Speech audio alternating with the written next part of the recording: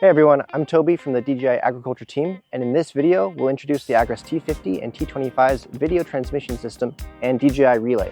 Stable video transmission is crucial when it comes to flight safety. The T50 and T25 use DJI O3 transmission technology, which offers high signal quality at distances up to 2 kilometers.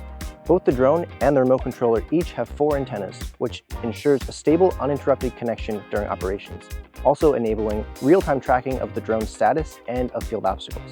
In situations where the drone may face significant signal interference, such as mountainous terrain, tall crop scenarios, or orchard and forestry applications, a DJI relay can be used. By positioning the DJI relay at the highest points within the operational area, it can effectively resolve any signal blockage issues between the drone and the remote controller.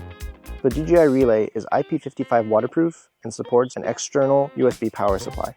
For areas where it will be frequently used, the DJI relay can be permanently installed, so there's no need for frequent redeployments for future operations.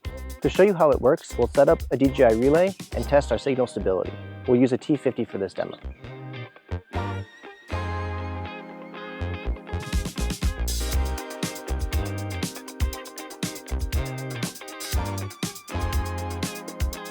The DJI relay is all set up here in this orchard, and the drone, remote controller, and DJI relay are all connected.